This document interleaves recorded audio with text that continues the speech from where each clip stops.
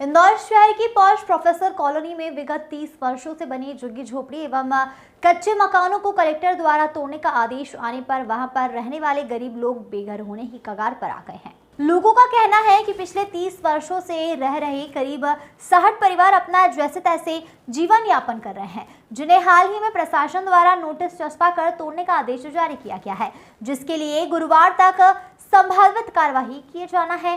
मंगलवार कांग्रेस प्रदेश अध्यक्ष जीतू पटवारी के प्रतिनिधि अभिषेक जाट महामंत्री मध्य प्रदेश कांग्रेस पीड़ितों के बीच पहुंचे, जहां उन्होंने बस्ती में रहने वालों की परेशानियों को सुना और समझा और उचित सहयोग के लिए आश्वस्त भी किया है। उन्होंने कहा कि यह भाजपा का तानाशाह रवैया है। 30 वर्षों से रह रहे परिवारों को एकदम से हटाना न्याय उचित नहीं है। इस मौके पर बस्ती में रहने वाले कई पीड़ित परिवारों ने अपने दुख बयान किए। उनका कहना है कि हम यहां से हटने के लिए तैयार हैं, परंतु इसके बदले प्रशासन हमें कहीं और उचित स्थान दे, ताकि हम अपने बच्चे एवं परिवार सहित अपना जीवन यापन कर सके।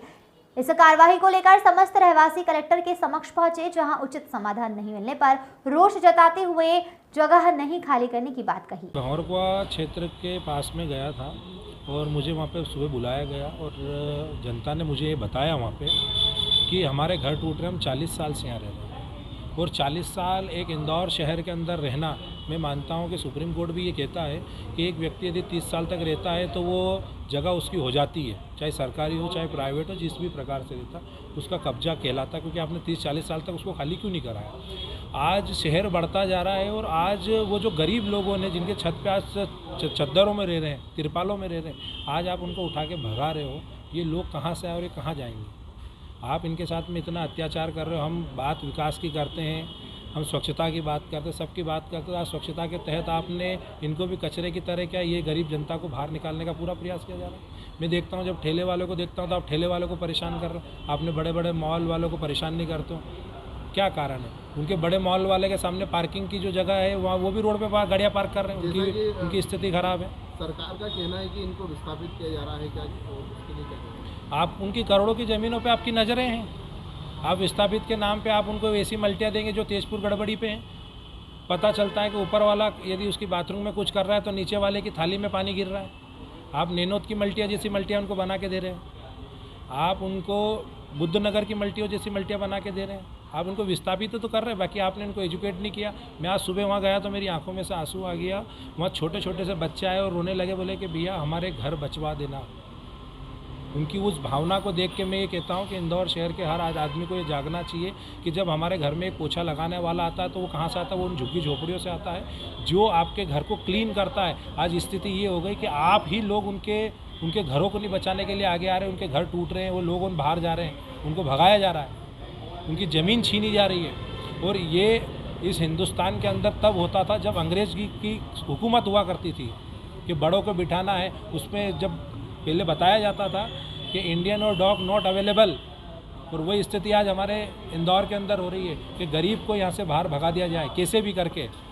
शासन प्रशासन के दम पे भगाया जा रहा है, ताकत के दम पे भगाया जा रहा है। 40 साल पहले आपने उनको क्यों नहीं ऐसी जगह दी जहाँ वो उनका जीवन यापन कर सके। एक आदमी अपने घर में रहता है और वो एक भाव से जीता है, बड़ा होता है कि मैं यहाँ पैदा हुआ, बड़ा हुआ और यहीं मरूँगा। आप उनसे उनकी ज़मीन, उनकी भावना, उनकी सारी चीज़ें छीन रहे हैं। यह भारतीय जनता पार्टी बहुत गलत काम कर रही है।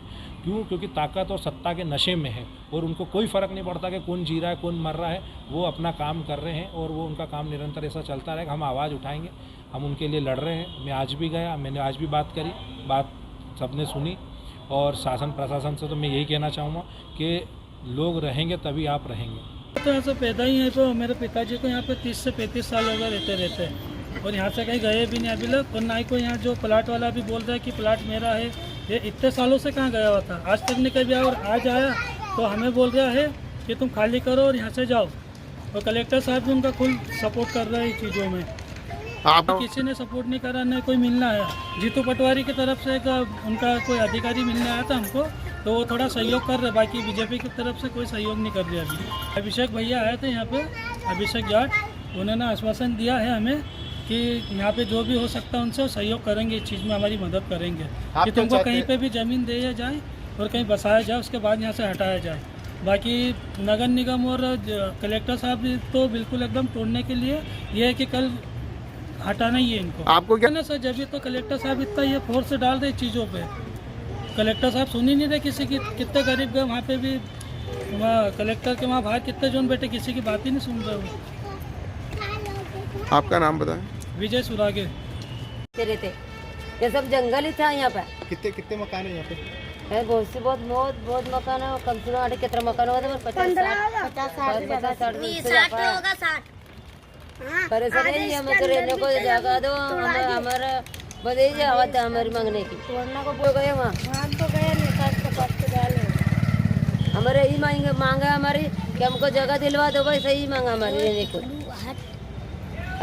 हमको जगह ही नहीं रहने के लिए अवस्था कर दो हमसे।